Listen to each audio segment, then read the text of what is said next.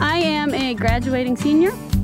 I will be graduating this semester, and this is part of our senior design project where we take all of the knowledge we've learned over our tenure at UMR and apply it to a problem in our field. You can sit and make your designs and make your plans, but if you don't actually come out and see the site and get a feel for it, then you're missing out.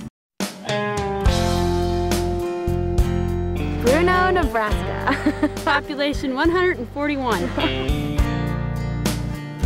At this particular site, it's a co-op, which is a grain storage area. In the 40s and the 50s, grain fumigants were applied inappropriately, and they've leached down into the water supply for this small town in Nebraska. We're trying to come up with a way to take this treated water and deciding what to do with it, whether we should just dispose of it straight into a creek or if there's some way we can possibly give it to the residents of Bruno.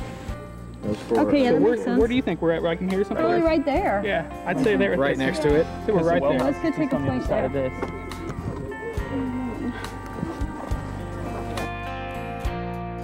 But I should find the rest of the group, and whoever's got the map I'm marking on. So is the water tower on? No, well, it's kind of down here. Okay. That's the groundwater well right there, the public supply well. Right. This and that's the water tower. According to this, it's about a 40-foot elevation difference between here and the top. So that's not too bad. But having a project that you are responsible for is a whole nother experience.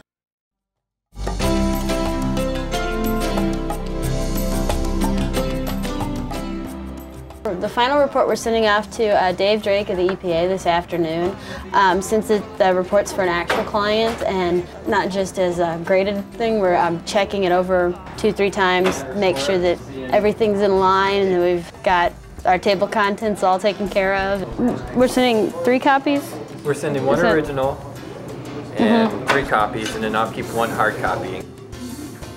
The final solution to the problem, we decided to add on to the EPA's discharge line. We're just doing a line off of there to take some of that water before it heads out. And that way the load line will have 2 connections. One will be for a fire hose and one will be like a gas pump kind of nozzle. And residents of Bruno or anyone who needs the water, say for firefighting purposes or for even watering their gardens, will be able to come and hook up to either the fire hose attachment or the nozzle. It's fairly cheap compared to everything else we looked at, and it makes the water available to everybody.